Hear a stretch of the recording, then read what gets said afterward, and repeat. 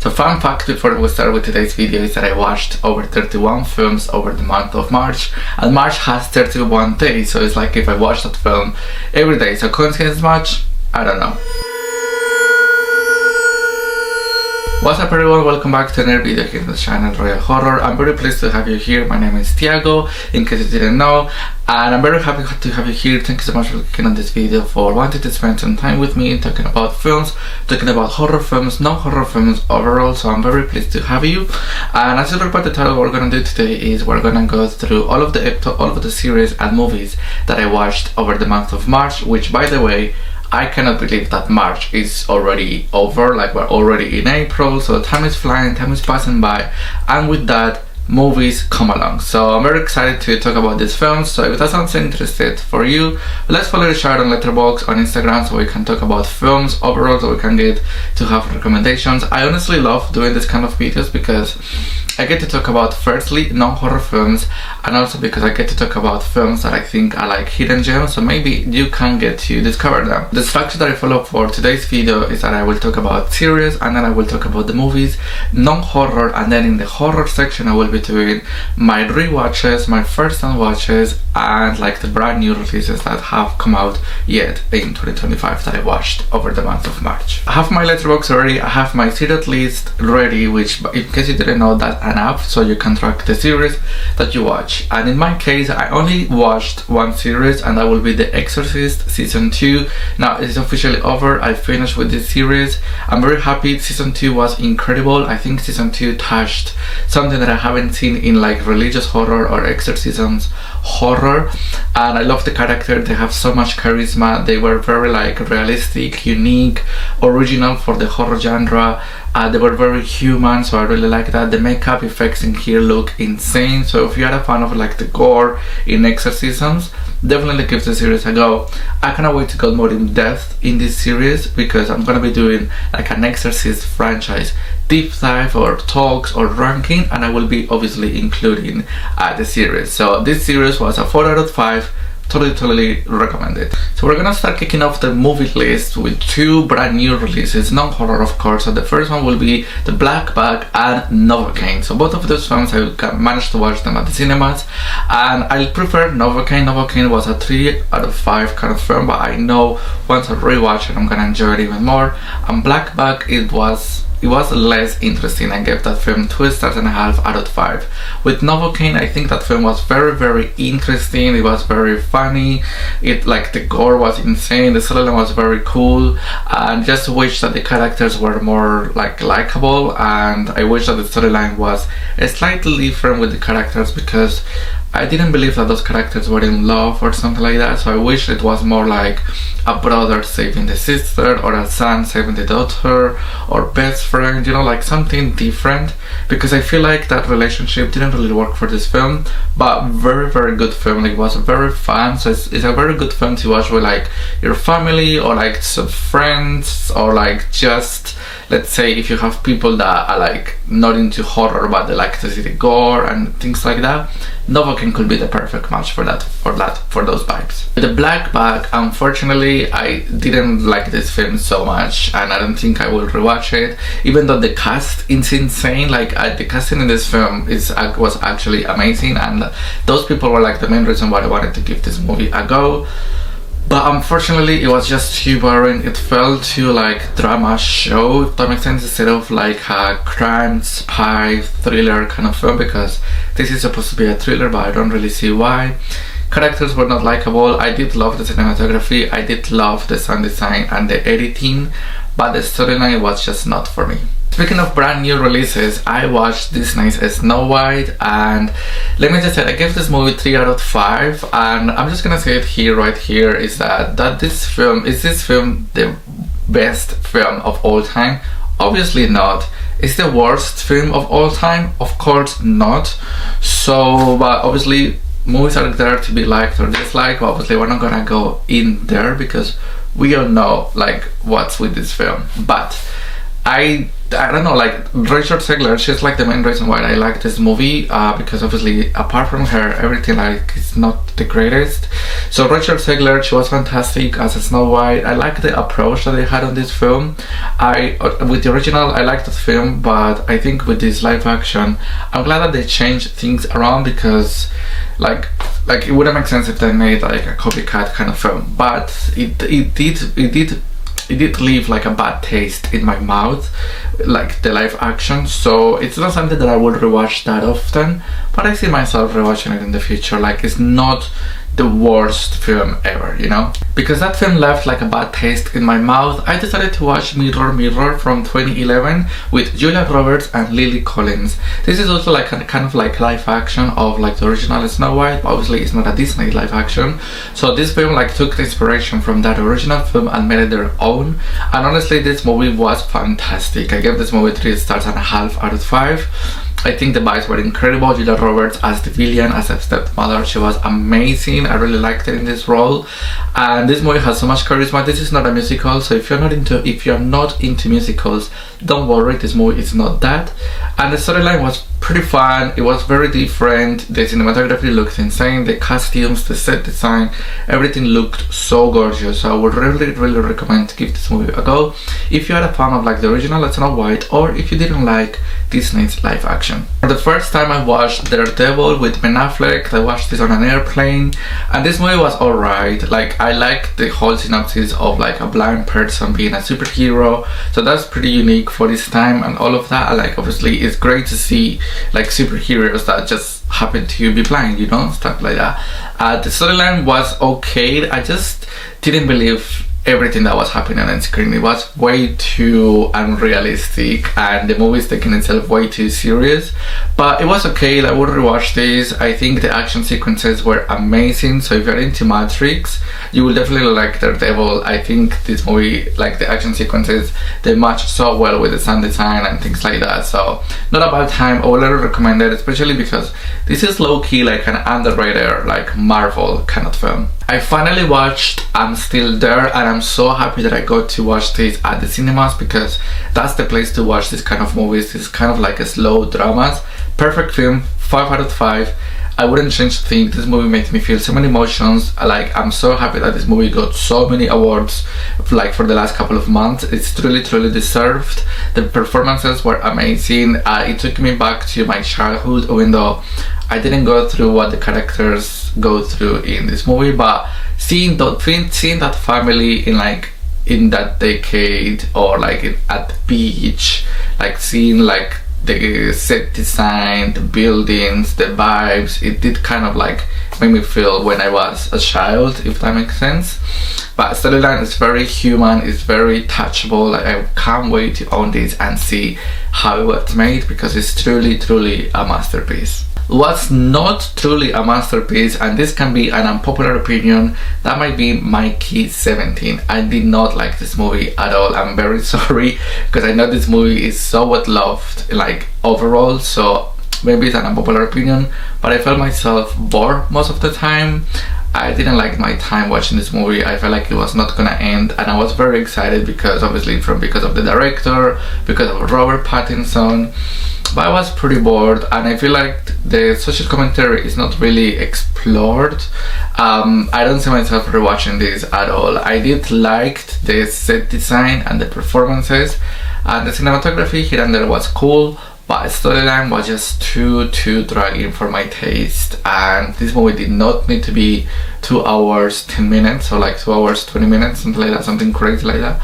So yeah, not something that I will rewatch. The Summer with Carmen was my next watch of the month, and that movie was pretty cool. I think if you're into like coming of age kind of films, maybe this will be a great film for you. This movie was erotic, this movie was sexy, this movie was intriguing, this movie was self-discovery, especially if you're an artist, if you're a filmmaker. I feel like you might feel identified with the main character, with one of the main characters.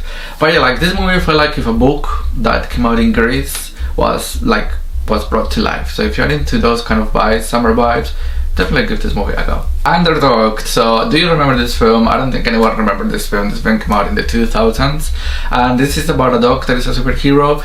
I rewatched this on an airplane again, and honestly, the vibes are cool. Like, I watched the movie so many times as a child, so rewatching it was pretty cool.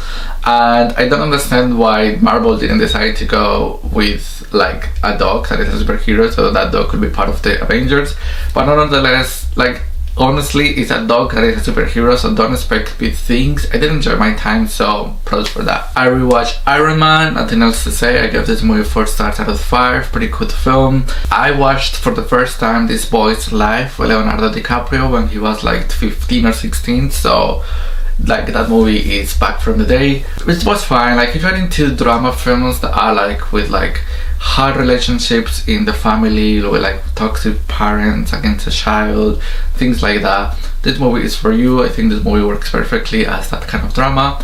I liked it, I enjoyed it, I didn't love it. I give it 3 out of 5. It's pretty cool, and I think it's worth the watch, at least for that one time. But what was not a good rewatch is this film called I Now Pronounce You Harry and Larry, something like that. Like, I don't even remember, but with Adam Sandler. So yeah, like, it was not that great on a rewatch. I think the movie is way too long, and the storyline itself is a bit like cringy and annoying. If this film came out nowadays, this movie would suffer, and even if it suffered back in the day, imagine nowadays. So not the best film, not the best rewatch, but whatever. So the last 3 non-horror films that I watched were Cannot Pregnant, that is a Netflix original. Fine film, comedy, Netflix comedy, so you know what you're getting, you know what you're watching. I was okay. I watched this with my partner, we both had a good time. I think this is a movie that you have to watch with like someone, because of how cringy it is, because of how stupid it is, because if you watch it by yourself, you might find yourself being so bored. Brothers from 2009 was another first time watch, non-horror wise, and this movie 4.5 out of 5, almost a perfect film. One of the best dramas I've ever seen. I suffered, I cried, I fell for the characters. Insane storytelling. So happy this movie exists, and I totally recommend it. Like, you will feel all of your emotions in your body moving around. And the last non-horror watch that I watched over March was Shrek 3rd, and honestly, this is a pretty weak film. It's okay, it's enjoyable. I just wish it had the same charisma as the first 2 Shreks. I only rewatched 5 horrors. The first one will be Mama, or however you want to call it. Pretty cool. Like, this movie is actually insane if you think about it. Like, it was amazing that this movie came out in 2013, and I cannot believe that the cast is as it is. But I think unfortunately this movie looks way too comedic, and it's all because it's Scary Movie 5, because they make fun of that Mama. So, but it's pretty cool to revisit this film, especially because that like autumn kind of vibes, or like that yellow orangey kind of filter that it's going for. It's like, if you want those kind of vibes, this movie is like one of the best ones, let's say. I rewatched Frozen, one of the best one location kind of films, one location survival horror at its best. And I also rewatched Your Next, because in case you didn't know, I'm planning to do like a home invasions top list, like my top 10 top 15 home invasions. So obviously I had to rewatch Your Next because I haven't seen it in a while, and I wanted to see how I feel about it. And still great film, 4 out of 5. I rewatched The Menu. This movie, honestly, perfect film, 5 out of 5. I love this film so much, and I think the commentary in this film is one of the best social commentaries we ever gotten in the last couple of years. I honestly would love to see this concept in other industries, but The Menu as it is, perfect film. I also rewatched Terrifier 3 because why not, you know? Why not rewatching this film? Nothing else to say, I reviewed it in the past. What was definitely not a good time while entering my first time watches of like old horrors, let's say, was Legion from 2010, I believe. This movie was so bad, I don't even know where to start. I gave this movie half star out of 5 stars. Not entertaining, even though the concept is pretty cool. It's a kind of like a religious horror combined with like vampires and things like that, and archangels. but it was so boring. This movie only takes place in a cafeteria in the middle of nowhere, so that's not interesting because you don't see what's happening in the city when the apocalypse is happening because of like religion, let's say. Yeah, not interesting, not funny, pretty boring. I watched this with my partner and he fell asleep, so not a great film. Like I said before, because I'm doing a home invasion kind of list, I've watched for the first time some home invasions that I didn't know existed, that I'm not gonna talk about today in this video, but you will see these movies in upcoming videos. And those movies are Angst, Straw Dogs, both the original and the remake, also A House on the Bayou, and The Intruders. So expect me talking about these movies in the future because obviously they're home invasions, and yeah, but just know the titles, maybe give them a go, but wait for me to review these films. Believe it or not, for the first time I watched Cujo. Can you believe it's just now, March 2025, that I watched Cujo, and oh my god, I'm so thankful that I did because love that film. 4 out of 5. Incredible storytelling, incredible makeup, set design, location use, cinematography, acting, dog acting, like how did they do this film? So amazing. Like I really love this film. I can't wait to rewatch. I'm so happy that I own it. The last 2 first time watches of all horror are The Furious and this movie. Not the greatest, 1 star out of 5. And even though this movie had an amazing synopsis, this movie was like the Hunger Games of horror, slightly, but yeah, not the best film. It was very boring, and I wish like those villains in that film were like in a better film because they were generally so creepy. They were very like horror, like slasher, proper horror slasher kind of villains, let's say. But the synopsis or like the storyline, the execution was not it. Let me know if you have seen this film because this is like 50-50. Like I'm seeing people loving it, some people hating it, so let me know. A movie that I'm so glad that I watched for the first time, and this is the last movie for first time watches, is The Devil's Candy from 2015, I believe. So it's been 10 years already. This movie was insane. This movie was so good. This movie is 3.5 stars out of 5, almost a 4 stars. This movie was amazing. Like it was so satanic. It was like if you were watching something you shouldn't watch, if that makes sense. Yeah, like if you are into satanic stuff, if you're into like horrifying stuff, like disturbing satanic stuff, this movie is for you. This movie was amazing. It was so creepy, it was so disturbing. There is like a home invasion too in the middle of the film, so that was amazing. Definitely give this movie a go. It was insane. And the last section of this video, which is like the 2025 horror releases that I watched over the month of March, we have Opus and we have Borderline. 2 completely different films, 2 different ways that I feel about these movies. With Opus, not the best film, unfortunately. I was so excited to give this movie a go because A24, I like A24, and honestly the synopsis, but unfortunately this movie feels like a parody of A24. This movie feels like if a scary movie, the franchise, made a parody of A24, and honestly that's not good because this is an actual horror film from A24. So I did not understand. Like this movie tries too hard to be the next Midsommar, the next The Menu, but this shouldn't be the next Midsommar. They shouldn't be at the next Menu. It should be your own film, you know, like this should be Opus 2025, but it's not. This movie feels like if Midsommar had like a spin-off, or if The Menu had a spin-off. So not good, because if I want to watch those vibes, let's say executed in better ways, I will watch Midsommar or The Menu. And Borderline, the last film that I'm gonna talk about today. I love this movie. This movie was fantastic. Then that might be an unpopular opinion because I'm seeing people not liking it, but I did like it. I think the whole interaction between the 2 characters was very good. I love the use of location. I love the cinematography, the way the movie looked, the way the movie was shot, how fast the movie is, how comedic it is, let's say.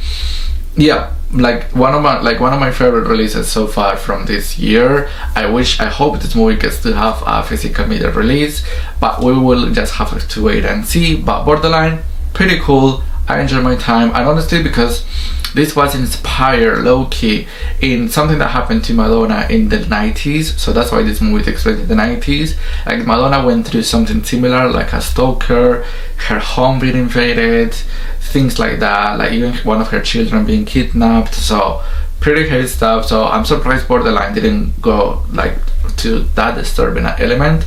But yeah, if you, in case you didn't know, this was inspired low-key in 3 events from Madonna. So that was it. Those were the movies that I watched over the month of March. I promise you all that I will get to have these videos earlier on the month. So thanks so much for watching this video. Let me know in the comment section below, or message me on Instagram or anywhere on my email or Letterboxd about the movies that you have watched over the month of March. If you have any recommendations, if you have seen these movies that I watched over the month of March. Stay tuned for my home invasions kind of videos and for the content that is coming to April. And the next video is gonna be the kickoff of my Final Destination season, so stay tuned for that. I'm so excited for it. So I really hope that you have a nice end of the week. I really hope you have a nice end of the day, the rest of your day. Thank you so much for spending some time with me. We will talk to you soon. Take care of yourselves. Bye bye.